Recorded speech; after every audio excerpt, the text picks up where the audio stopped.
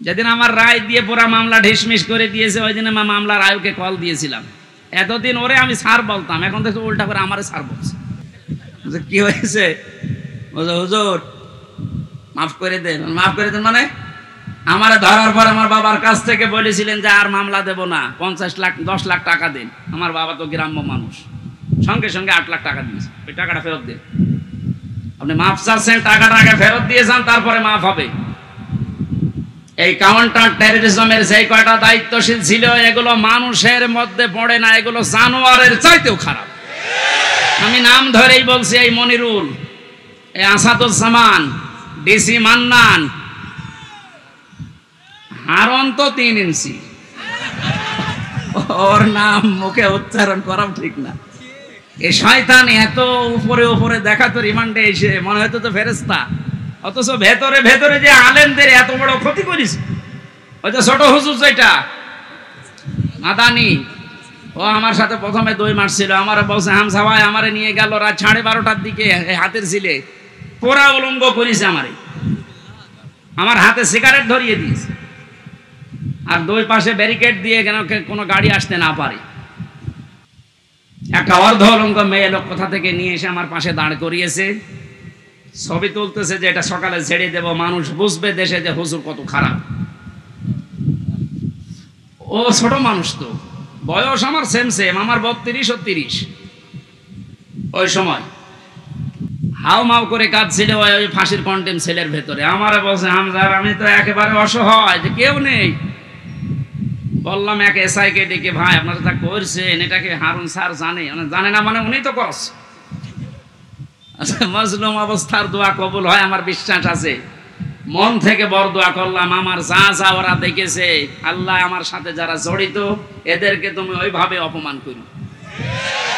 আল্লাহ করায়নি। হারুনের রাস্তায় বের হওয়ার আর সম্ভাবনা আছে?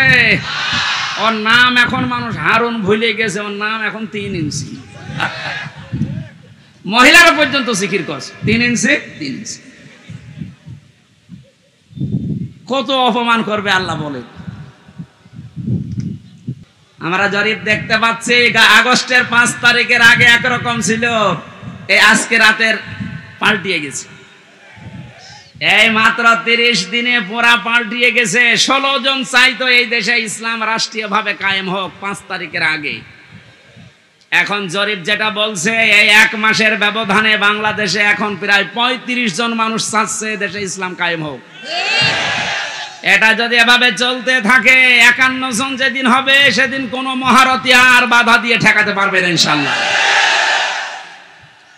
কয়েকদিন আগে সিরাজগঞ্জে ছিলাম, একটা আমি দোকানে ঔষধ নেওয়ার জন্য, আমার মুখ বাঁধা ছিল, বসে আছি। একটা লোককে বলছে, ভাই যে আমির হামজা আসতেছে, ওয়াজ শুনতে যাবেন না? উনি জবাব দিয়েছে, ওয়াজ কি শুনতে যাব, গেলেই তো রাজনীতি হবে। চিন্তা করেন তো ওর মন মানসিকতা কোন দিকে। আমি কি রাজনৈতিক দলের কোন লিডার? এই বলেন, আমি কি ঘোষণা দিয়েছি যে আমি ভোটে দাঁড়াবো? আপনার এত ভয় কেন?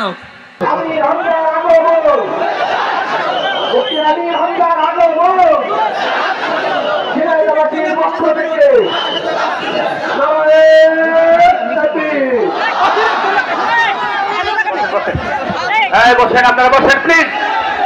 ঝিনাইদহবাসী বসে পড়েন। মেহমান আসছে কি? মেহমান আসছে, বসে পড়েন প্লিজ। মেহমান চলে আসছে, বসেন। আপনারা সবাই বসে পড়েন।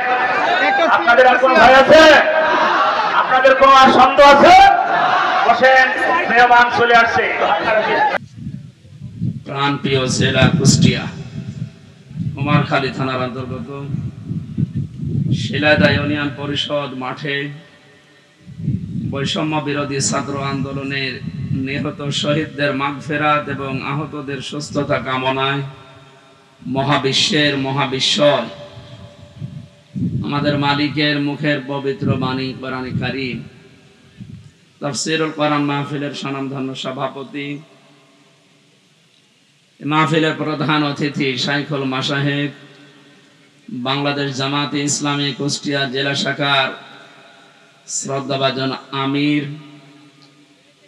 জননেতা অধ্যাপক মাওলানা আবুল হাশেম, এতক্ষণ পর্যন্ত যারা আলোচনা রেখেছেন মাওলানা হোসাইন আহমেদ মাহফুজ সহ অনেকগুলো সম্মানিত ব্যক্তিবর্গ আপনারা দেখতে পাচ্ছেন।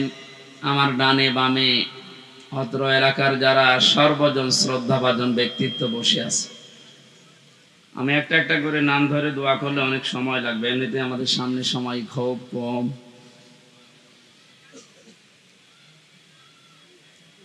শিক্ষক জিজ্ঞাসা করছিল এক ছাত্রকে, ওই ছেলে গোট বানান কর। বলছে sir A B C D F G H I J K L M N O P Q R S T O V W X Y Z. কি করবে? বলছে স্যার এর ভেতরে আছে, আপনি বানান করিনি। এখন যত নাম ধরে ধরে দোয়া করবো আমরা একবারে করছি ওরাফানা লাকা যিকরাক। অনেকগুলো মানুষ তো একটু জোরে বলেন আমিন। সামনে বসা মুসলমান ভাইরা, পর্দার আড়ালের সম্মানিতা মা এবং বোনেরা, প্রাণ প্রিয় কুষ্টিয়াবাসী, আল্লাহর দরবারে শুকরিয়া জানাচ্ছি যিনি আমাদের একটা মুক্ত পরিবেশ তৈরি করে দিলেন এদেশে।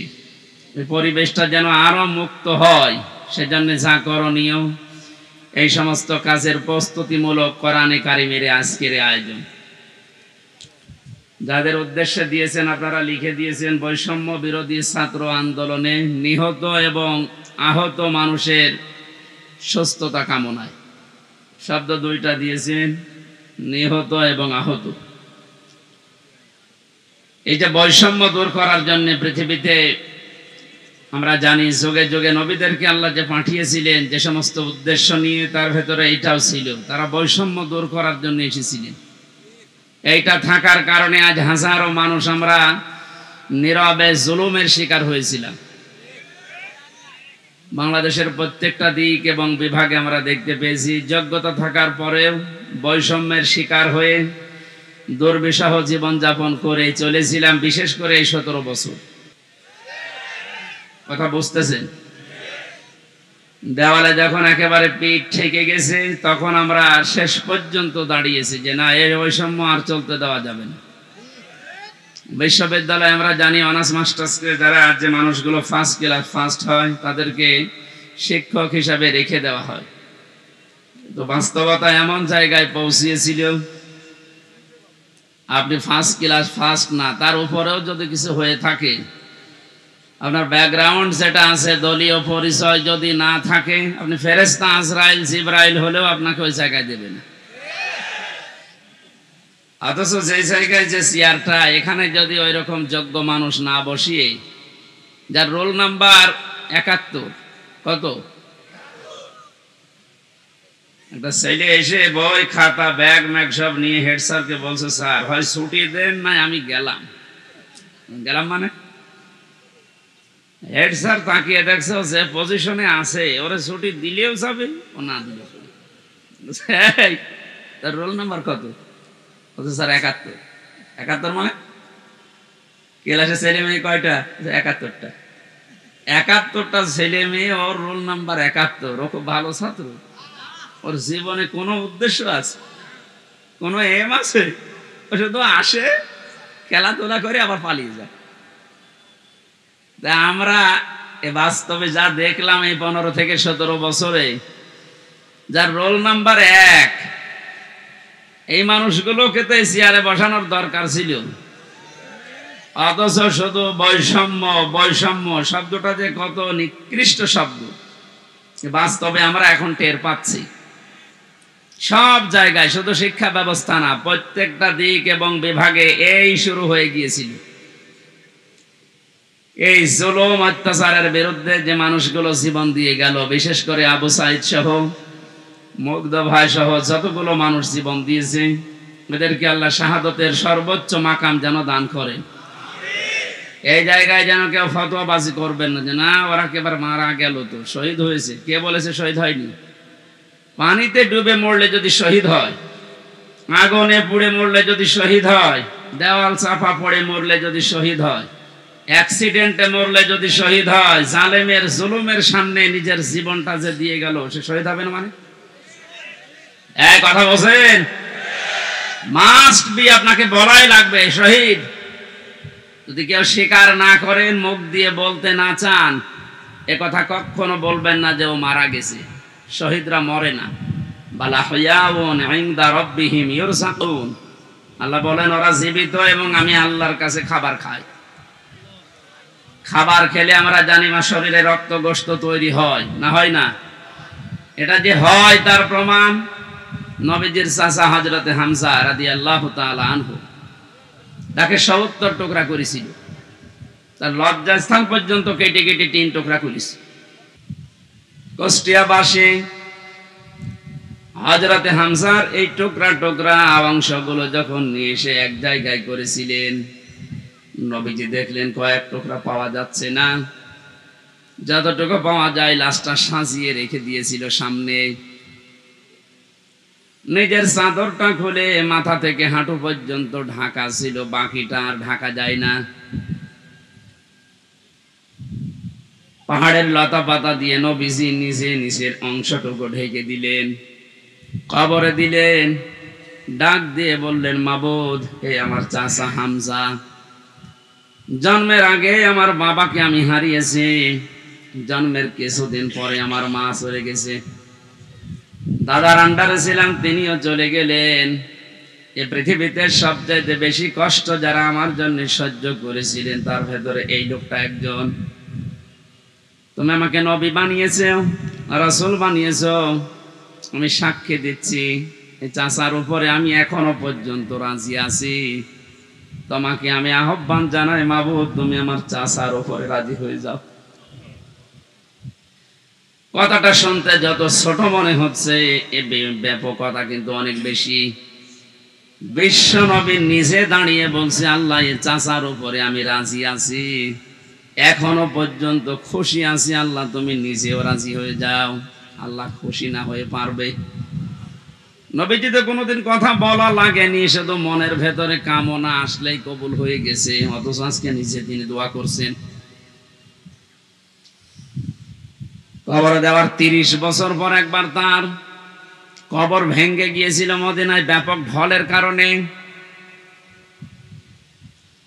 এ রক্তের স্রোতধারা আসছিল।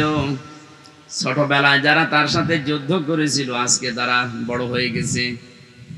এই মুরব্বী মানুষগুলো রক্ত অনুসন্ধান করতে গিয়ে দেখে ৩০ বছর আগে মুহাম্মদুর রাসূলুল্লাহর চাচা হযরতে হামজা রাদিয়াল্লাহু তাআলা আনহু উহুদের ময়দানে জীবন দিয়েছিলেন। যেখানে যেখানে কাফেরেরা তাকে টুকরা টুকরা করেছে, ওই জায়গাগুলো দিয়ে ফিনকি দিয়ে রক্ত বের হচ্ছে। মুসলমানেরা যদি খাবার উনি না খাবে, আল্লাহ যে রিজকের কথা জানিয়েছেন, বালা হুয়াউন ইনদা রাব্বিহিম ইউরসাকুন, তারা জীবিত এবং আমি আল্লাহর কাছে তারা রিজিক পায়। ওরা যদি রিজিকই না পাবে তাহলে আমার শরীর থেকে রক্ত আসলো কোত্থেকে? আমি ৪ দিন আগে ছিলাম গাইবান্ধার গোবিন্দগঞ্জে। ওখানে সাব্বির নামে ইসলামী ছাত্র শিবিরের এক ভাই ১ মাস আগে শহীদ হয়েছিল। আজকে ৫ তারিখ। গত মাসের ৫ তারিখে শাহাদত বরণ করার পর প্রায় ২৬ দিন পরে কবরটা ভেঙে গিয়েছিল। যারা আমাকে নিয়ে গিয়েছে তারা বলছে ওই কবরে এখনো পর্যন্ত তাজা রক্ত বের হচ্ছে। শাহাদত শব্দটা অনেক কঠিন এবং গুরুত্বপূর্ণ শব্দ। শাহাদত যারা বরণ করেছে এ মানুষগুলোকে মরে গেছে কখনো বলবেন না, এই জন্য তো শহীদ শব্দ লিখেছে। যারাই মারা গেল, যারা শহীদ হয়ে গেল, এ মানুষগুলোকে মৃত বলতে মুখ দিয়ে আল্লাহ নিষেধ করে শুধু শেষ করেননি, মানুষ যেন ধারণাও না করে, এই জন্য ধারণার উপরও আল্লাহ দিয়েছেন নোটিশ। ওয়ালা তাহসাবান্নাল্লাযীনা কুতিলু ফি সাবিলিল্লাহি আমওয়াতা ইলা আখিরি আয়াত। সূরা আলে ইমরানের ১৬৯ নম্বর আয়াতের প্রথম অংশে আল্লাহ জানিয়েছেন, কোনদিন ধারণাও করবা না যে যারা শহীদ হয়েছে ওরা মারা গেছে। সুতরাং বৈষম্য দূর করার জন্য যারা জীবন দিয়ে গেল, প্রায় ১০০০-এর উপরে ছাত্র ছাত্রী, সবগুলো যেন আল্লাহ শহীদ হিসাবে গ্রহণ করেন। বলেন আমিন। এই শাহাদত বরণ করানোর জন্য যারা ব্যস্ত ছিলেন এই মানুষগুলো প্রত্যেকেই জালেম এবং যারা এর সহযোগী। নবীজি তিরমিজি শরীফের হাদিসে জানিয়েছেন যারা জালেম এবং জেনে শুনে জালেমের সহযোগিতা করে, সাহায্য করে, সাপোর্ট দেয়, ও সঙ্গে সঙ্গে নবীর উম্মত থেকে বের হয়ে যায়। আপনি কি বুঝলেন কি বললাম? এরপরও আমরা দেখতে পাচ্ছি জেনে হোক না জেনে হোক অনেকে উন্মাদনায়, উদ্দীপনায়, বিভিন্ন কায়দায় আজ জালেমদের এখনো পর্যন্ত সাপোর্ট করে যাচ্ছে, তাদের সাফাই গাচ্ছে। আপনি কিন্তু নবীর উম্মত আর দাবি করতে পারবেন না, যে নবীর উম্মত থেকেই খারিজ হয়ে যাবেন। এই জন্য যারা জালেম এদেরকে এখনো পর্যন্ত সাহস দেওয়ার জন্য যারা বিভিন্ন পথ অবলম্বন করছে। কয়েকদিন আগে দেখতে পেলাম ভিডিওতে একজন বলছে, আপা আপনি ঘাবড়াবেন না, আপনি ঘাবড়ালে আমরা নরম হয়ে যাই। কত বড় শয়তান! চেহারার দিকে তাকিয়ে দেখলাম যে শয়তান তো আমি দেখিনি, যদি দেখতাম মনে হয় ওইরকম। সুতরাং বৈষম্য দূর করার জন্য যখন এই আন্দোলন হয়েছিল, সফল যখন হয়েছি, এদেশে কোনো বৈষম্য থাকবে না ইনশাআল্লাহ। সংস্কার যখন আরম্ভ হয়েছে, রাষ্ট্র সংস্কারের জন্য আন্দোলন ছিল না? এই কথা বলে না কেন? সংস্কার যখন আরম্ভ হয়ে গেছে অলরেডি, কোন জায়গায় যেন বাদ না থাকে। গত কয়েকদিন আগে আমির জামাত আপনাদের এই শিলাইদা এসে বলে গেছে না যে সংস্কার যখন আরম্ভ হয়েছে, যারা দায়িত্বে আছে আমরা চাই এনাদের হাতে যেন সংস্কার শেষ হয়। সুতরাং যারা আছেন বেশি দেরি করার দরকার নেই, খুব তাড়াতাড়ি যারা জালেম ছিল এবং জালেমের সহযোগী ছিল একটাও যেন পদে না থাকে। আজকে হলে আর কালকে যাওয়ার দরকার নেই, কারণ এই 1734 জন মানুষ যারা সবচাইতে বেশি জুলুম করেছে এই দেশে চেয়ারে বসে, এই মানুষগুলো আল্লাহর কাছে সব আল্লাহর মামলার আসামি। কেউ বাঁচাতে পারবে না আপনাকে। আমি 3 বছর জেলে ছিলাম, আমার মামলার বাদী ছিল, আয়ু ছিল একজন, বাদী ছিল আরেকজন। বাদী ছিল সরাসরি রাষ্ট্র, এই জন্য আমার এত দেরি হয়েছে। তাছাড়া মামলা ওটা যদি সাজাও লাগিয়ে দিত, সর্বোচ্চ 3 মাসের বেশি আমার রাখার কথা ছিল না। অথচ গত পরশুদিন আমার মামলা সব পুরা ঢিসমিস করে দিয়েছে, কিচ্ছু নেই, সব শেষ। আমি মনে করলাম জিজ্ঞাসা করে বিচারপতিকে, স্যার আপনি তো আগে ছিলেন, 3টা বছর আমার এই মামলা 30 থেকে 31 বার পর্যন্ত উঠেছে, একবারও জামিন দিলেন না। আজকে একেবারে বলছেন যে এর ভেতরে কোনো মাল ম্যাটারেস নেই, কি দেখে বিচার করবো? দা মানুষ তো আপনি একই আছেন আগে থেকে, তো আমার মনে হয় এর কথা বলতে বাধ্য হইতো যে কি করবো, হাত বাঁধা ছিল। কথা বলেন না কেন? একটা রাষ্ট্র কত বড় দুর্নীতিগ্রস্ত হলে জাতীয় মসজিদের খতিব পর্যন্ত পালিয়ে যায়। এটা থেকে আজ করা যাচ্ছে যে আমরা কোথায় ছিলাম। দেখেন এই লোকটার হাত আজকে খুলে গেছে। এতদিন যে লোকটাকে বারবার অ্যাডভোকেট যারা, উকিল যারা, ব্যারিস্টার যারা কত রিকোয়েস্ট করেছে, কত যুক্তি দেখিয়েছে যে একজন পরিচিত মানুষ, এটা গোপনে কিছু করে না, এরপরেও বলেছে না কিচ্ছু করার নেই, হবে না, যান। মাসের পরে মাস না, 3 মাস, 4 মাস, 6 মাস পরে একটা ডেট দিত এভাবে। অথচ টাকা পয়সা দিয়ে এগিয়ে এগিয়ে এগিয়ে গিয়ে 30 থেকে 31 বার তুলেছে, দেয়নি। এই লোকটা গত কয়েকদিন আগে যেভাবে সব দিয়ে দিল, এই যে মোবাইলটাও দিয়েছে, 3 বছর আটকিয়ে রেখেছিল, গত পরশুদিন দিয়ে দিয়েছে। আমি ভাবলাম যে আল্লাহ, এইরকম হাত বাঁধা লোক এদেশে আর নেই, আছে মানে সব জায়গায়। সুতরাং হাত যাদের খুলে গেছে, আপনি যেন আর হাত বাঁধা না হয় এই কাজ করবেন। আর যারা দায়িত্ব পেয়েছেন আপনাদের আহ্বান জানাচ্ছি, সংস্কার খুব তাড়াতাড়ি শুরু করেন, নয়তো মাঝে মাঝে কিন্তু ইস্যু তৈরি করে ওরা বিশৃঙ্খলা করবে। তৈরি করার চেষ্টা চালিয়েছিল হিন্দুদেরকে দিয়ে, হালে পানি নেয়নি। এক কথা বলছে না কেন? আনসারদের দিয়ে আক্রমণ চালানোর চেষ্টা চালিয়েছে, কিন্তু হালে পানি নেয়নি। দেশের মানুষ বুঝে ফেলেছে 42,000 আনসার নিয়োগ হয়েছে কয়েক বছরে, তার ভেতরে 35,000 গোপালগঞ্জের। 42,000-এর 35,000 যদি হয় গোপালগঞ্জে, তো আমরা কি ঘাস কাটছি? এই জন্য বৈষম্য বিরোধী আন্দোলনে যে কথাগুলো ছিল, যে দফাগুলো ছিল, সবগুলোর সাথে আমরা একমত। বিশেষ করে শেষ কথা, যেটা শেষ দফা, এক দফা এসেছিল যে আমরা জালেমের পদত্যাগ চাই। আল্লাহ এই দাবির সাথে আল্লাহ নিজেও ছিলেন। আমার তো মনে হয় শুধু ছাত্ররা না, এদের সাথে আল্লাহ আবাবিল পাঠিয়েছিলেন। আল্লাহ রাব্বুল আলামিন যেহেতু সব কিছু সংস্কার চলছে খুব তাড়াতাড়ি, যেন এই 1634 জন যারা বসেছিলেন অধিকাংশই পালিয়েছে, বাকি একটাও যেন না থাকে, যারা এতদিন পর্যন্ত বৈষম্যের শিকার হয়েছে, তারা যেন এখন এই চেয়ারগুলোতে বসে। এইটাই হবে ন্যায় বিচার। এটা কি হবে? এই ন্যায় বিচারের জন্যই আমরা আন্দোলন করেছিলাম। কথা বলেন ঠিক কিনা? সুতরাং শহীদ এবং আহত যারা আছে, এখনো হাজার হাজার মানুষ আহত, তাদের সুস্থতা কামনা করছে, কারণ সুস্থতা দেওয়ার একচ্ছত্র মালিকানা আল্লাহ। ঔষধ যদি আপনি একেবারে 24 ঘন্টা খাওয়াতেই থাকেন, আল্লাহর পক্ষ থেকে যদি এটা না আসে, তাহলে আপনি সুস্থ হবেন না। এটা আমরা বিশ্বাস করি। তো ঔষধের কোনো ক্ষমতা আছে? ক্ষমতা কার? আরো জোরে। এটা বাস্তবে নিয়ে আসা লাগবে। ইন্নাল্লাহা আলা কুল্লি শাইইন কাদির।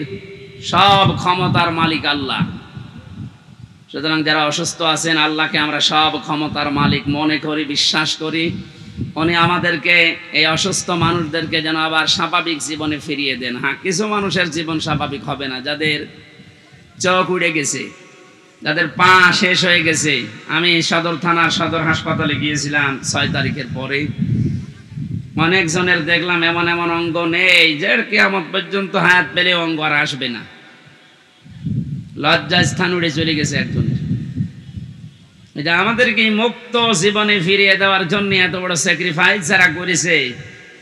বাংলাদেশে জামাত ইসলামী কুষ্টিয়া জেলা শাখার উদ্যোগে যে একটু সহযোগিতার হাত বাড়িয়েছিল, প্রত্যেকটি পরিবারে অন্তত 2 লক্ষ করে টাকা দিয়ে একটু দাঁড় করিয়েছে।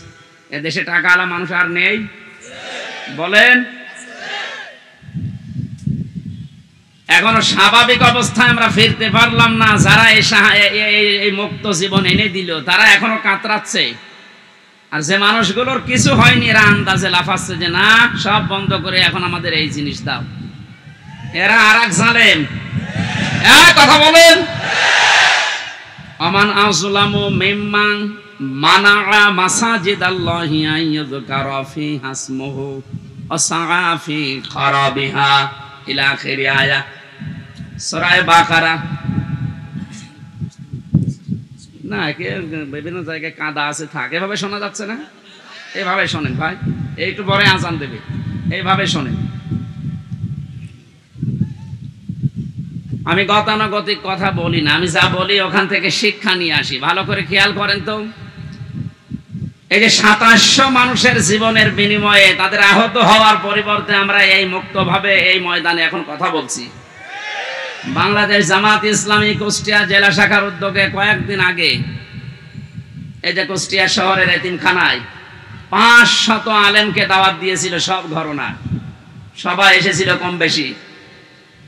2.5-3 ঘন্টা একাধারে আলোচনা হয়েছে আলেমদের। কোনো বাধা নেই, কোনো পাহারাদার নেই, কোনো সিকিউরিটি লাগে নাই। অথচ আগস্টের 5 তারিখের আগে এরকম 500 না, 5 জন এক জায়গায় হলে কত রকমের মামলা হয়ে যেত। আপনি টের পাচ্ছেন কোথা থেকে আল্লাহ কোথায় এনে দিয়েছে? এই বাস্তবতা যাদের জন্য, তাদের খোঁজ খবর নিতে যাও না। এদের জন্য এখন মসজিদে দোয়া হয়, কোরআনে কারিমের দার্স হয়, সেগুলো এখন অনেকে উল্টাপাল্টা ফতোয়া দিয়ে বন্ধ করার চেষ্টা করছে। আমাদের জেলায় না শুরু হলেও আশপাশ জেলায় অনেককে বলছে ওমান আযলামু মিম্মান মানাআ মাসাজিদাল্লাহ। আল্লাহ বলেন, বড় জালেম দেখতে চাও? আমরা তো অধিকাংশ মানুষ মনে করি আয়না ঘর যারা তৈরি করেছিল ওরা বড় জালেম। হ্যাঁ, মাস্ট বি, ওরা বড় জালেম। ওদের চাইতে আল্লাহর কাছে বড় জালেম ওইটা, যে লোকটা আল্লাহর ঘর মসজিদে তার নাম, তার জিকির, তার আলোচনা করতে বাধা দেয়। এগুলো এখন নতুন ভাবে অনেকে তৈরি করার চেষ্টা করছে। আপনি থামেন। ওকে আল্লাহ কিন্তু বড় জালেম বলে না, আপনাকে বড় জালেম বলে ইঙ্গিত দিয়েছে।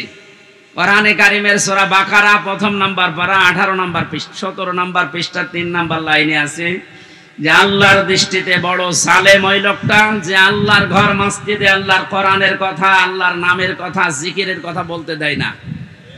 এটা যাতে রেকর্ড হচ্ছে, কালকে সারা দেশে যাবে। সবাইকে আমি আহ্বান জানাচ্ছি, আপনারা থামবেন।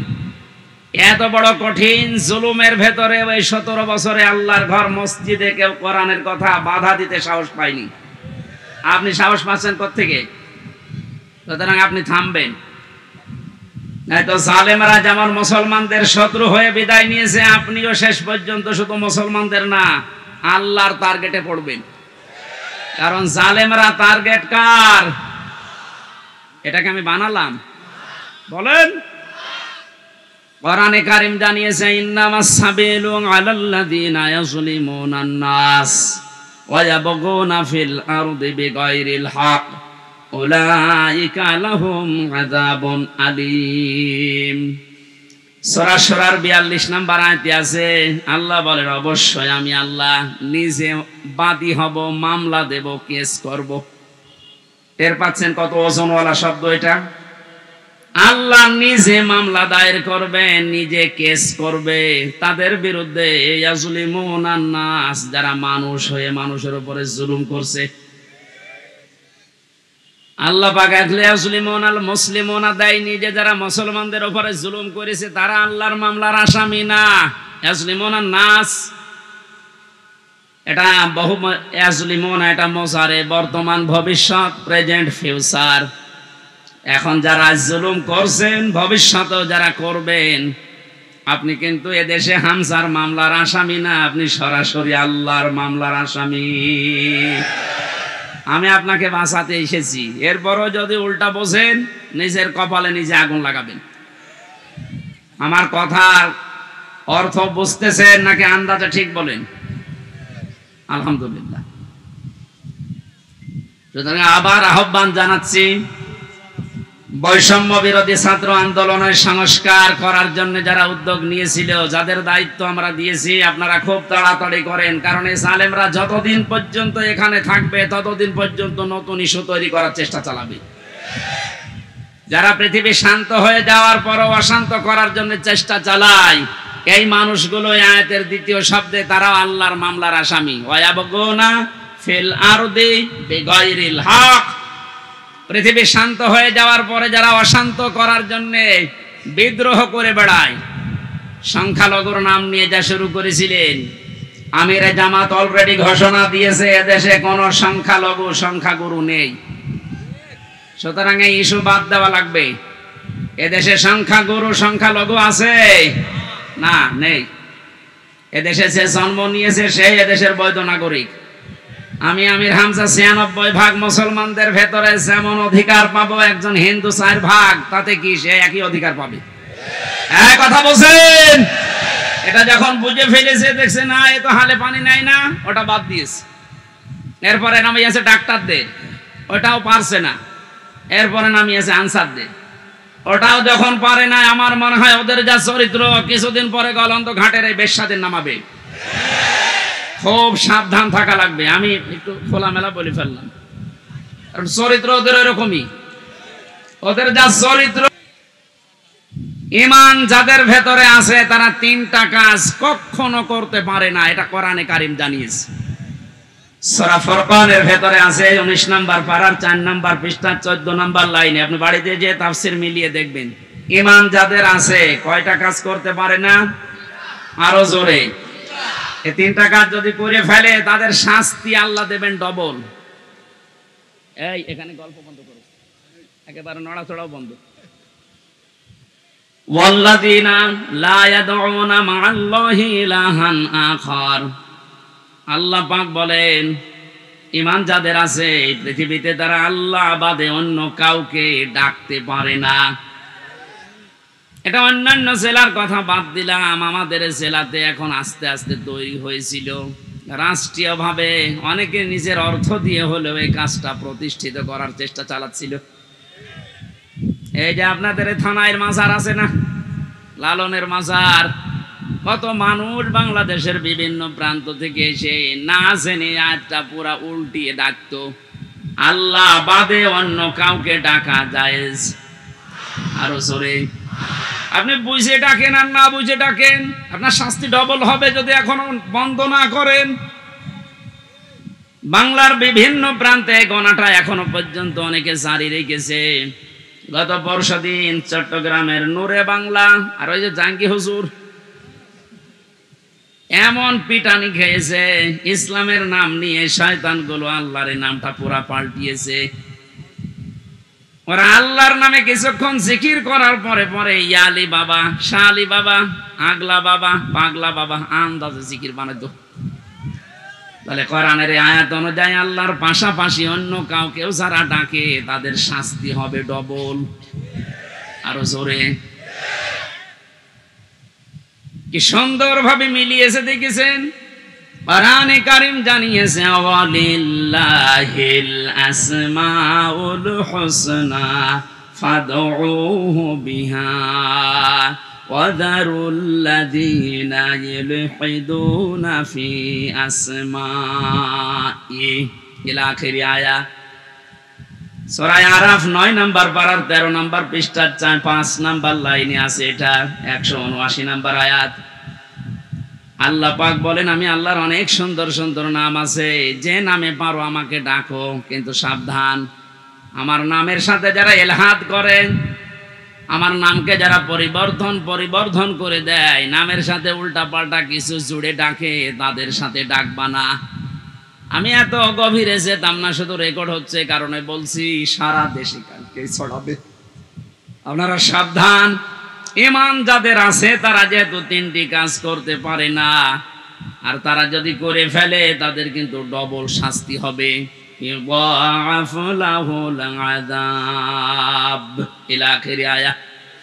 আল্লাহ পাক বলেন তাদের শাস্তি আমি ডবল দেব।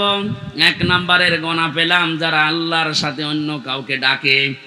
2 নম্বরে ওয়াল্লাযীনা লা ইয়াদউনা মা'আল্লাহি ইলাহান আখারা, আল্লাহর সাথে যারা অন্য কাউকে ডাকছেন এখনই আপনি থেমে যাবেন। 2 নম্বরে এই পৃথিবীর ময়দানে কোনো মানুষ যেন জিনা না করে। কি না করে? এটা ছিল না? আপনি দরবেশের দিকে তাকিয়েছেন, এত বড় বড় দাড়ি, আরে শেষের জীবনটা যেগুলো দেখলাম যদি সত্য হয় উনি পুরাটা জিনায় ছিলেন। কারণ যে স্বামীর কাছ থেকে তার স্ত্রীকে কেড়ে জোর করে বিয়ে করেছে, ও আসল স্বামী তো এখনো তালাকি দেয়নি।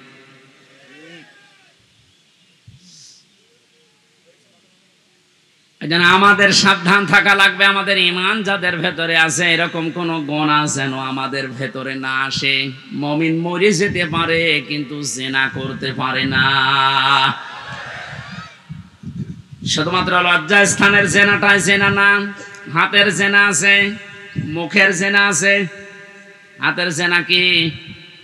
কোন বেগানা মহিলাকে আপনি হাত দিয়ে যদি স্পর্শ করেন জেনা করার গুনাহ হবে। চোখ দিয়ে যদি ওই রকম নিয়তে দেখেন তাহলে জেনা করার গুনাহ হবে। অন্তরে যদি ওইরকম কোন ধারণা নিয়ে আসেন জেনা করার গুনাহ হবে। জেনা করলে শাস্তি কয়টা বললাম? ডবল। বলেন, আরো জোরে বলেন। আমরা যেন মেনে নিতে পারি এরকম মন মানসিকতা আল্লাহ আমাদের দান করুন, বলেন আমিন। আমি আবার বলছি, শেষ কথা, বৈষম্য বিরোধী আন্দোলনে যে সমস্ত দফাগুলো ছিল সংস্কার করার জন্য, এটা রেকর্ড হচ্ছে বলে বারবার বলছি, যারা আছেন তাড়াতাড়ি করেন, নয়তো এরকম কুলু আবার তৈরি করবে। প্রধান বিচারপতিকে দিয়ে একবার চেষ্টা চালিয়েছিল, ছাত্রদের জন্য পারে নাই। আমার তো এই যে 8টা 9টা ইস্যু তৈরি করার যা শুরু করেছিল বিদ্রোহ, আমি দেখলাম সবগুলো আল্লাহ নিজে যেন হ্যান্ডেলিং করছে। সুতরাং যখন কাজ হচ্ছে না আপনারাও থামেন। জালেম তো বিদায় নিয়েছে। কোরআনে কারিমের অনুষ্ঠানে হাজার হাজার মানুষকে নিয়ে আল্লাহর কাছে বলছে, আল্লাহ কিয়ামতের আগে যেন এদেশের চেয়ারে আর কোনো জালেম না আসে। বলেন, আমির জামাত তো এই দিকে ইঙ্গিত দিয়েছিলেন যে এক জালেমের হাত থেকে মুক্ত হয়ে যেন আমরা অন্য কোনো জালেমের হাতে না পড়ি। অথচ কিছু মানুষ নিজের দিকে এটা নিয়ে উল্টা পাল্টা ফতোয়া দিচ্ছে। আরে ভাই, আপনার নাম বলেছে, তাহলে আপনি নিজে অবশ্যই ঠাকুর ঘরে কে রে? আমি তো বলা খাইনি। আপনার নাম বলেছে যে আপনি এই চেয়ারে বসলে আপনি জুলুম করবেন, তার মানে আপনি করবেন, এজন্য আপনার ভয় হচ্ছে। ওনার দূরদর্শিতা সম্পর্কে আপনি জানেন না, তাই উল্টাপাল্টা ধারণা করেন। আমি ওইদিকে আর গেলাম না। সুতরাং আমরা যেন সাবধান থাকি। দরুদ পড়ছি আমাদের নবী মুহাম্মদ রাসূলুল্লাহর উপরে, যাকে আল্লাহ পুরা কোরআনে বিশেষভাবে 7টা নাম ধরে ডাক দিয়েছিলেন। তার 1 নম্বরের নাম ছিল ইয়াসিন। নাম কি? এখানে কুমারখালী ফাজিল মাদ্রাসা এবং আশপাশের দাখিল আলিম মাদ্রাসার কত সুপার সহ সুপার মাওলানা বসে আছে। ইয়াসিন এটা আল্লাহর ঘোষণা দেওয়া শব্দ। ইয়া হরফে নেদা, ইয়া মানে হে, সিন মানে সাজ্জেদ, সাজ্জেদ মানে নেতা। তাহলে আল্লাহর ঘোষণা দেওয়া নেতা এই পৃথিবীতে মাত্র একজন। কয়জন? এই শব্দের ব্যাখ্যা করতে গিয়ে তাফসিরে কাবির আল্লামা ফখরউদ্দিন রাজি রহমতুল্লাহ আলাইহি লিখেছেন, ইয়াসিন শব্দের 5টা অর্থ আছে। ইয়াসিন মানে সাজ্জেদুল আলামিন, সাজ্জেদুল বাশার, সাজ্জেদুল কাউনাইন, সাজ্জেদুল আম্বিয়া, সাজ্জেদুল মুরসালিন।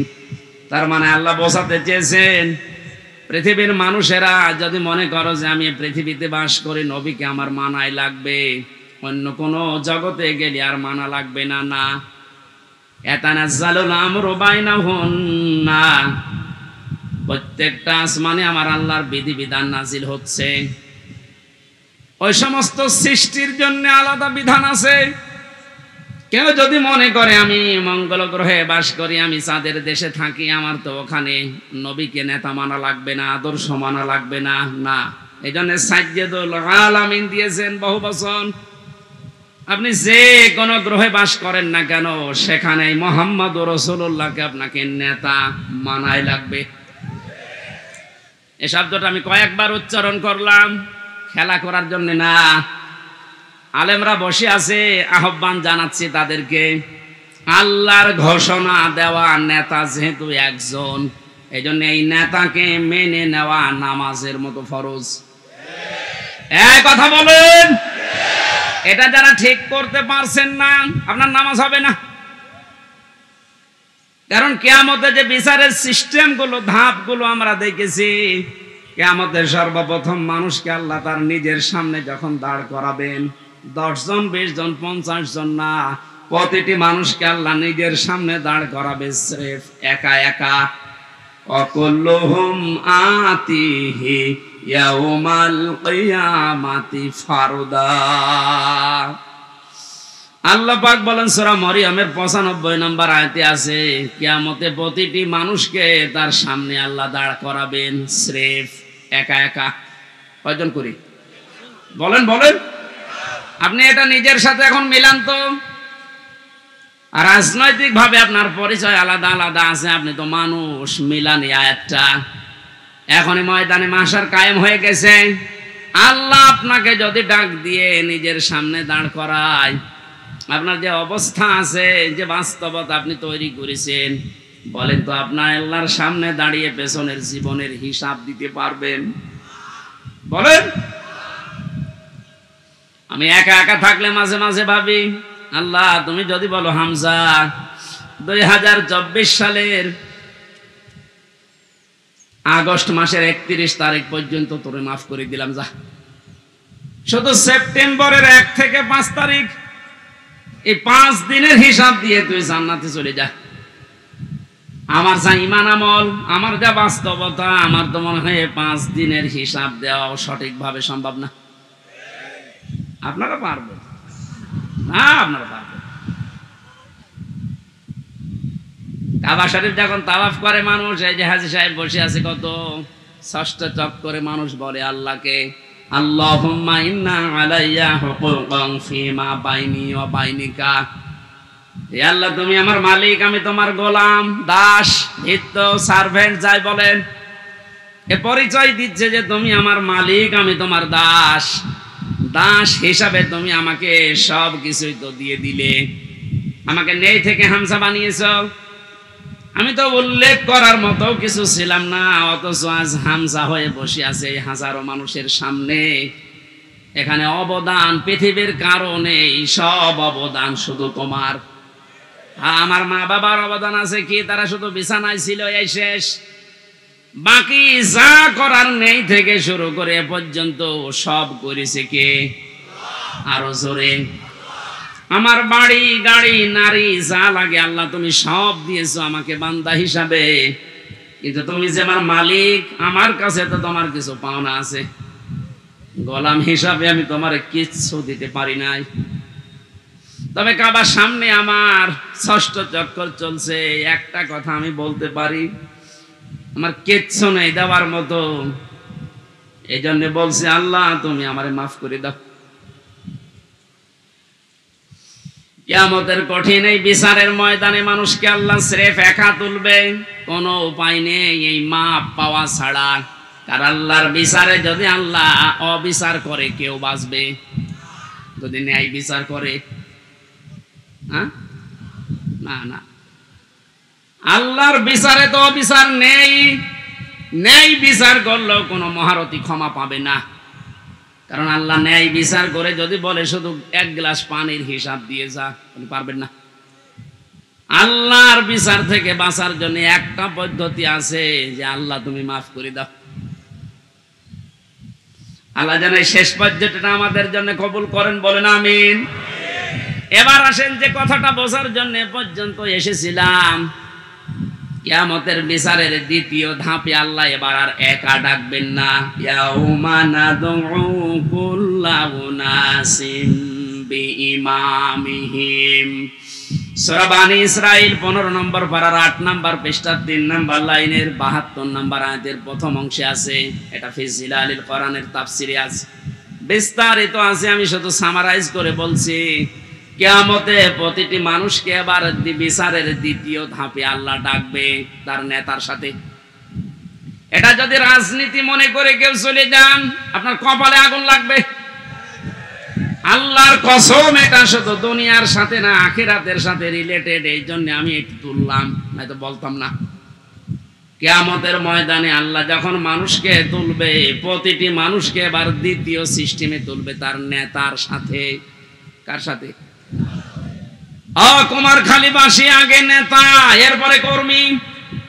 আপনার বিবেককে এবার প্রশ্ন করেন তো, আপনি যে নেতার আদর্শ মেনে চলেন, যার পেছনে স্লোগান দেন, যাকে রায় দিয়ে ভোট দিয়ে নেতা বানিয়েছেন, এই লোকটার যে চরিত্র, এর যা সুরাত সিরাত, আর এর যা ঈমান আমলের অবস্থা, ও যদি আল্লাহর সামনে দাঁড়ায়, আপনি তার পেছনে, ওরে দেখলেই তো আল্লাহ রাগ হয়ে যাবে। ও বলছে ঠিক, তার মানে ও ধরা খেয়ে বসে আছে। ও যদি এখনই বলে ঠিক যে আমি যারে মানি ওরে আল্লাহ দেখলে আল্লাহর রাগ হবে, আপনি তো ধরা খাবেন। কথা তো সত্যি, এইটাই আসল কথা। আপনি যারা ধরা না খান, সুতরাং এমন মানুষের পেছনে থাকা লাগবে, এমন মানুষকে আদর্শ হিসাবে সামনে নিয়ে আসা লাগবে, যারে দেখলে আল্লাহ খুশি হয়ে যায়। এখন এই লোকটাকে আফজাল সাহেব, এখন দেখেন তো আফজাল সাহেবের কাঠিতে পড়ে কিনা। সারা নেশা 5 নাম্বার পারা 6 নাম্বার পৃষ্ঠা 9 নাম্বার লাইনের 59 নাম্বার আয়াতের প্রথম অংশে আছে, ইয়া আইয়ুহাল্লাযীনা আমানু আতিউল্লাহা ওয়া আতিউর রাসূলা ওয়া উলিল আমরি মিনকুম। আল্লাহ ইমানদারকে ডাক দিয়েছেন, ইমানের দাবি করো, তে পূরণ করবা না। তোমাদের দাবি হচ্ছে তোমরা আল্লাহর ইতাআত করো, রাসূলের আনুগত্য করো, আর উলিল আমর তোমাদের ভেতরে যারা নেতৃত্ব দেয় এদের মেনে চলো। কুষ্টিয়াবাসী, বাংলাদেশের 64 জেলার ভেতরে এই কুষ্টিয়াকে আমি বেশি ভালোবাসি, কারণ এই জেলাটা আমার। আমি চাই আপনারা বাঁচেন, বেঁচে থাকেন, যেন জাহান্নামী হয়ে না যান। এটা আতিউ, এটা কিন্তু ভার্ব, এটা ফেল, এটা ক্রিয়া। এই শব্দটা আল্লাহ নিজের নামে রাসূলের নামে দিয়েছেন, উলিল আমরের আগে দেননি। কি কথা বলেন না কেন? আমি যতগুলো তাফসীর পড়েছি, সব মুফাসসিরে আয়াতের ব্যাপারে ব্যাখ্যা এইটাই লিখেছেন, আল্লাহ রাসূলকে মানা লাগবে, কোনো প্রশ্ন করা যাবে না। কিন্তু আল্লাহ রাসূলের পরে যদি কিয়ামত পর্যন্ত আপনি কাউকে মানতে চান, নেতা হিসাবে নেতৃত্ব দেবে, তাকে যদি মেনে চলতে চান, মাস্ট বি দেখাই লাগবে এই লোকটা আল্লাহ রাসূলকে মেনে চলে কিনা। আরে এই আয়াতটা বাংলাদেশে আজ কায়েম হয়ে গেলে তো ইসলাম চলে আসে। এক কথা বলে না কেন? আল্লাহ রাসূলকে যে লোক মেনে চলে না, আমার বাবা হলে ওরে আমি মানি না, এ কথা মানবেন কারা? দেখে লিল্লাহি তাকবীর। এই দেখেন তো, হাত তোলেনি কে? দেখেন, আলহামদুলিল্লাহ। ঠিক আছে, হাত নামান। ওয়াজ তো হয়ে গেছে, এবার মোনাজাত করে দিই। আবার কি ওয়াজ করবো? এটাই তো, আল্লাহ রাসূলকে যে মানে না সে আমার বাবা হলেও মানি না, তাহলে এদেশে আর কিছু থাকবে? ইসলাম চলে আসবে ইনশাআল্লাহ। আমরা জরিপ দেখতে পাচ্ছি, আগস্টের 5 তারিখের আগে একরকম ছিল, এই আজকে রাতের পাল্টিয়ে গেছে। এই মাত্র 30 দিনে পুরা পাল্টিয়ে গেছে। 16 জন চাইতো এই দেশে ইসলাম রাষ্ট্রীয়ভাবে কায়েম হোক 5 তারিখের আগে। এখন জরিপ যেটা বলছে, এই 1 মাসের ব্যবধানে বাংলাদেশে এখন প্রায় 35 জন মানুষ চাচ্ছে দেশে ইসলাম কায়েম হোক। এটা যদি এভাবে চলতে থাকে, 51 জন যেদিন হবে সেদিন কোন মহারথী আর বাধা দিয়ে ঠেকাতে পারবে না ইনশাআল্লাহ।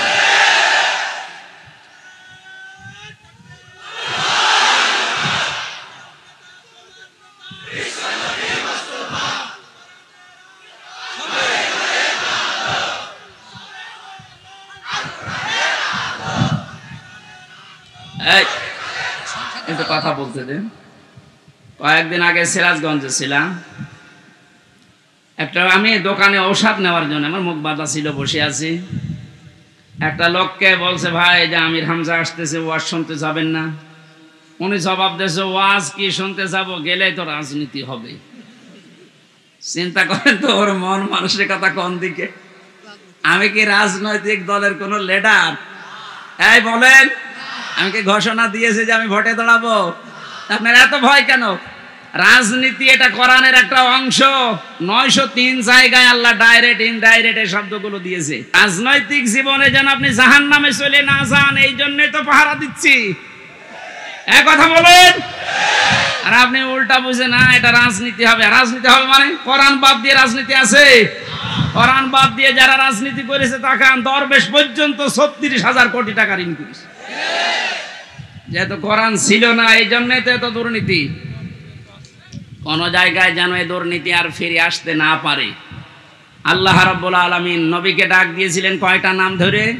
7টা। কয়টা? 7টা নামে ডাক দিয়েছেন পুরা কোরআনে। তার 1 নম্বরে হচ্ছে ইয়াসিন। সুতরাং আপনি যদি পৃথিবীর কোন জায়গায় বাস করেন, আপনাকে নেতা হিসাবে, আদর্শ হিসাবে মানা লাগবে মুহাম্মদুর রাসূলুল্লাহকে। যদি বলেন না আমি পৃথিবীতে থাকি না, আমি থাকি মঙ্গল গ্রহে, ওইটা কার? বলেন বলেন। এই জন্য মুফাসসির দিয়েছেন সাইয়্যিদুল আলামিন। বহু বছর যেখানেই থাকেন সেখানেই নবীকে মানা লাগবে কিয়ামত পর্যন্ত।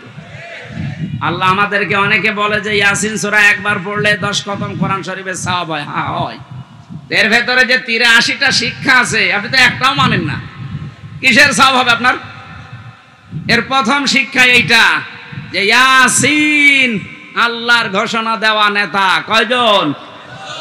নেতা নেতা বারবার বলছি, মনে রাজনীতি মনে করছেন? এটা যদি রাজনীতি হয়, এইটাই রাজনীতি। বলেন বলেন। মুহাম্মদুর রাসূলুল্লাহ যতদিন পর্যন্ত খাবারের এই ছড়িকে আবু জেহেলের মাথা থেকে আবু বকরের মাথায় নিয়ে আসতে না পেরেছেন, ততদিন তিনি মানুষের মুখে হাসি ফোটাতে পারেননি। খাবার তো একই ছিল, খাবার একই ছিল না, শুধু ঝড়িটা আবু জেহেলের মাথা থেকে নামিয়ে আবু বকরের মাথায় তুলে দিয়েছিলেন, হযরত ওমরের মাথায় তুলে দিয়েছিলেন। সিস্টেম একই ছিল, মানুষও এক, খালি পাল্টিয়েছে ঝড়িটা। ওর জামানায় থাকতে মানুষ না খেয়ে মরিছে, আর হযরতে আবু বকর ওমরের জামানায় এসে মানুষ না খেয়ে মরিছে। আমরা তো এইটাই চাই কোরআন দিয়ে। কথা বলেন না কেন? আল্লাহ ঘৃণিত করে দেন যে মানুষগুলো সীমা ছাড়িয়ে যায়, তাদের বসবাসের জায়গা পর্যন্ত আল্লাহর কাছে ঘৃণিত। এটার বাস্তব প্রমাণ হচ্ছে আবু জেহেলের বাড়ি। কাবা শরীফ তাওয়াফ করার পরে আমি যখন উপরে গেলাম দেখলাম আমার পেটে ব্যথা করছে। পুলিশকে ডাক দিয়ে বললাম, ভাই এতক্ষণ তো ভালোই ছিলাম, এখন পেটে ব্যথা করছে মানে? পুলিশ তার আমার ভাষা বোঝে নাই, আমার বলছে ইয়া হাজি আল হুজ্জাত আয়না বিলা দোকান। ও হাজি, দেশ কোথায়? জি তুমি বাংলাদেশ। বাংলাদেশ থেকে এসেছি। ওর ভাষা দিয়ে আমারে বোঝাচ্ছে, ভাই হাজি সাহেব আপনি জানেন না এটা কোন জায়গা? না তো। আবু জাহেলের বাড়ি। আপনি এখনো পায়খানা না করে দাঁড়িয়ে আছেন, তাড়াতাড়ি করেন। সত্যি কথা বলছে, পায়খানা করে দেখি পেটের যে ব্যথা ছিল সব ভালো হয়ে গেছে। আল্লাহ আমাকে জানাতে চেয়েছে, হামজা 4.5 লাখ টাকা খরচ করে আসলে ওই সময় 16 সালে, এখনো পায়খানা না করে দাঁড়িয়ে আছো, তাড়াতাড়ি করো। ওর বাড়ি পর্যন্ত আল্লাহ এত ঘৃণিত এত নিন্দিত বানিয়েছে। জায়গাটা কিন্তু দামি জায়গা, কাবার পাশেই। এমনকি নবীজির বাড়ি ওর বাড়ি থেকে কাবার থেকে আরো দূরে ছিল, কারণ কাবার পাশে আবু জেহেলের বাড়ি, এরপরে নবীর বাড়ি। কাবার পাশে যতগুলো জমি জায়গার দাম বেশি না কম বলেন? শুধু জালেমের বসবাস হওয়ার কারণে আল্লাহ আন্তর্জাতিক টয়লেট বানিয়ে দিয়েছে। তামাম দুনিয়ার মানুষ এই কাজ করে। কি আমি এতক্ষণ কি বলছি? এদেশে যারা জুলুম করেছে তার জায়গা জমি বাড়ি ঘর যত দামি হোক, এটা আল্লাহর কাছে এখন ঘৃণিত। কারণ দেখবেন মুজদালিফা থেকে যখন মানুষ যায়, একটা জায়গা আছে খুব তাড়াতাড়ি হাঁটে, কারণ এটা গজবের জায়গা। জালেমদের জায়গাগুলো এত বেশি ঘৃণিত, নিন্দিত, এত বেশি অপমানকর হয়ে যায় আল্লাহর কাছে, আল্লাহ ওইটাকে পর্যন্ত আর পছন্দ করে না, ওখানে জালেম থাকতো তাই। সুতরাং বাংলার কুষ্টিয়া জেলা সহ যত জায়গায় জালেমের বসবাস ছিল, আহ্বান জানাচ্ছি যারা দায়িত্বে আছেন এই জায়গাগুলো ইন্টারন্যাশনাল পায়খানা বানিয়ে দেন। একটু বেশি বলে ফেললাম? না না, বেশি হয়নি, কম হয়েছে। কারণ এই জায়গা থেকেই তো ইসলাম মানবতা ধ্বংস করার জন্য ওখানে বসে বসে দুর্বিসন্ধি করতো। কুষ্টিয়া এরকম জায়গা ছিল না, যেখানে যেখানে ছিল ওগুলো পায়খানা বানিয়ে দিন। মানুষ যেন কিয়ামত পর্যন্ত কুষ্টিয়া জেলায় যারা আসবে তারা যেন জানে যে জালেম তো একটা ছিল এই দেশে। আসিফ মাহমুদ নামে যে উপদেষ্টা কয়েকদিন আগে ঘোষণা দিয়েছে, আয়না ঘর এ দেশ থেকে যেন ধ্বংস করা না হয়, ওটা স্মৃতি হিসাবে রেখে দেন। সারা বিশ্বের মানুষ আসবে, মানুষ যেন জানে যে এই পৃথিবীর ময়দানে বাংলাদেশ নামে একটা দেশ ছিল, সেখানে একটা জালেম ছিল। মানুষ কত কঠিন হৃদয়ের হলে আয়না ঘর বানাতে পারে, আমার মাথায় আজও ধরে না। আমান আজমির ঘোষণা শুনেছেন কয়েকদিন আগে, একটা মানুষ কত বড় কষ্ট পেলে কথাগুলো বলতে পারে বলেন? অনেকে বলছে আমরা মাফ করে দিলাম। হ্যাঁ, মাফ করে দিয়েছেন, ঠিক আছে। সারা দেশের 18 কোটি মানুষ যদি মাফ করে দেয়, আয়না ঘর যারা জড়িত ছিল, ব্যারিস্টার আরমানের বউ মাফ করবে না, জীবনও করবে না। আপনি ওই জায়গায় পৌঁছাননি তাই বুঝতেছেন না। আমি মাত্র কয়েকদিন ছিলাম মাটির নিচে। এটা আচরণ মানুষের, এখানে যারা থাকে এরাও কিন্তু মানুষ, এরা শুধু একটু উপরে উঠবে, পদ পাবে, এই কারণে এত কঠিন আচরণ করতো। মুফতি ফখরুল ইসলাম আমার সাথে ছিল যতদিন, উনি বলছিল ভাই আমারে নিয়ে এই পায়ের ভেতর দিয়ে হাত দিয়ে সামনে যে রড আছে রডের সাথে লাগিয়ে তালা লাগিয়ে দিত, 24 ঘন্টা তালা লাগান।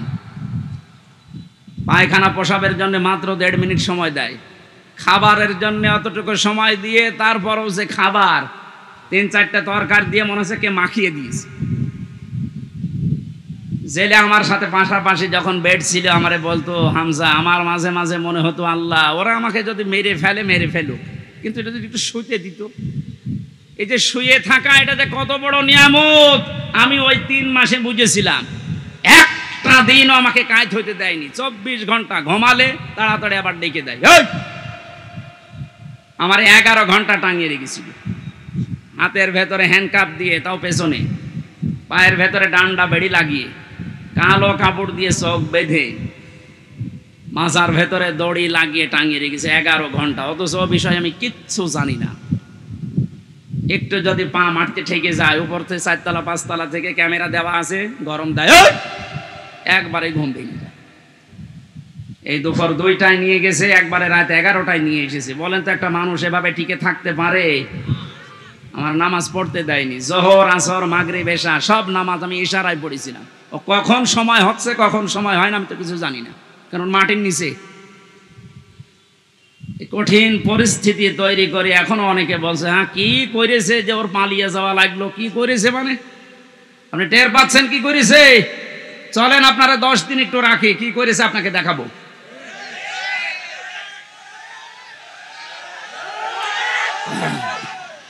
এই জন্যই তো জালেমের বিরুদ্ধে হামজার মামলা না, মামলা কার বলেন? সুতরাং এর জালেমেরা এরা কিন্তু টার্গেট হামজার না, এ টার্গেট আল্লাহর। এই জন্যই তো এত ভয়। যেদিন আমার রায় দিয়ে পুরা মামলা ঢিসমিস করে দিয়েছে ওই দিন মামলার আয়ুকে কল দিয়েছিলাম। এতদিন ওরে আমি স্যার বলতাম, এখন দেখো উল্টা করে আমারে স্যার বলছে। কি হয়েছে? হুজুর মাফ করে দেন। মাফ করে দেন মানে আমারে ধরার পর আমার বাবার কাছ থেকে বলেছিলেন যে আর মামলা দেব না, 50 লাখ 10 লাখ টাকা দেন। আমার বাবা তো গ্রাম্য মানুষ, সঙ্গে সঙ্গে 8 লাখ টাকা দিয়েছে। ওই টাকাটা ফেরত দেন। আপনি মাফ চাচ্ছেন, টাকাটা আগে ফেরত দিয়ে যান, তারপরে মাফ হবে। এই কাউন্টার টেররিজমের যে কয়টা দায়িত্বশীল ছিল এগুলো মানুষের মধ্যে পড়ে না, এগুলো জানোয়ারের চাইতেও খারাপ। আমি নাম ধরেই বলছি, এই মনিরুল, এই আসাদুজ্জামান, ডিসি মান্নান, হারন তো 3 ইঞ্চি, ওর নাম মুখে উচ্চারণ করাও ঠিক না। এই শয়তান এত উপরে উপরে দেখা তো রিমান্ডে এসে মনে হয়তো তো ফেরেশতা, অথচ ভেতরে ভেতরে যে আলেমদের এত বড় ক্ষতি করিস।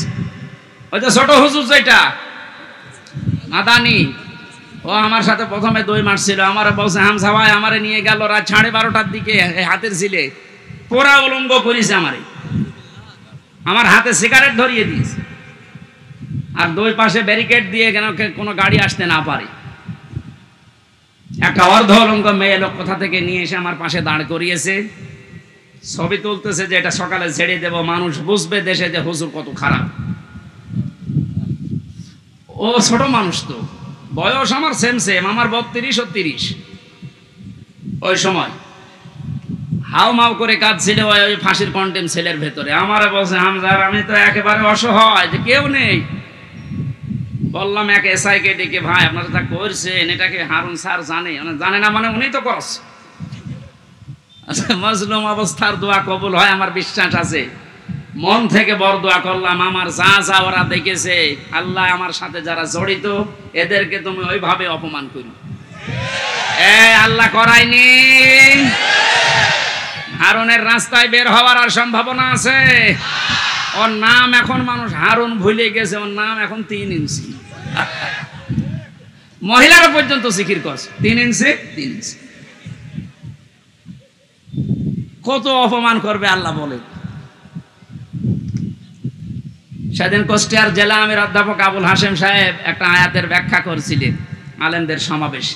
অনেক জালেমরা মনে করেছিল ইয়ারে ছিলাম, এমন হয় আল্লাহ আমাদের ভালোবেসেই দিয়েছে। আমার কুষ্টিয়ার সদর থানায় যেদিন সে 11 সালে প্রথম গ্রেপ্তার করে, আমি সুদের বিরুদ্ধে বলেছিলাম, এই আমার অপরাধ ছিল। আমার শিবির করে, শিবিরের ক্যাডার রক্কাটি বেড়ায় আন্দাজে। এগুলো নিয়ে যখন নিয়ে গেল, আমারে বলছে ওসি সাহেব, ওই সময় আসাদুজ্জামান নামে এক ওসি ছিল, গোপালগঞ্জে বাড়ি। আমারে বলছে হুজুর কুলিল্লাহুম্মা মালিকাল মুলকে তুতিল মুলকা মান তাশা, এই আয়াতের অর্থ বলেন তো। বললাম আল্লাহ যারে চায় তারে ক্ষমতা দেয়, যারে চায় নামিয়ে দেয়। আমারে বলছে এটা আপনি মানেন তো? মানি না। মানে হাসিনা যে এখন আছে এটা আল্লাহ চেয়েছে, জায়গা মতো হাত দিয়েছে। শয়তান যাতে মাতাল হলো তার ঠিক আছে, কোন দিকে নিয়ে গেছে দিয়েছেন।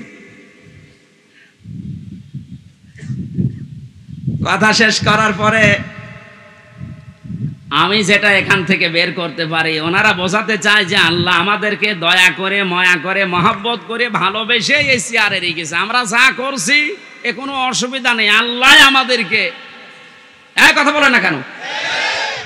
সূরা আলে ইমরান 4 নম্বর পারার 12 নম্বর পৃষ্ঠার 7 নম্বর লাইনের 178 নম্বর আয়াতে আছে, ওয়ালা ইয়াহসাবান্নাল্লাযীনা কাফারু আন্নামা নুমলি লাহুম খায়রুল লিআনফুসিহিম ইন্নামা নুমলি লাহুম লিয়াজদাদু ইসমা ওয়া লাহুম আযাবুম মুহিন।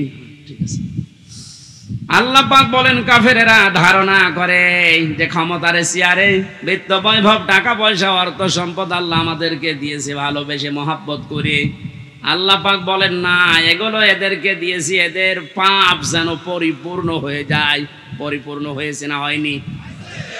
হয়েছে বলে আল্লাহ আয়াতের শেষে দিয়েছেন লাহুম আযাবুম মুহিন, তাদের জন্য আমি অপমানজনক শাস্তির ব্যবস্থা করে রেখেছি।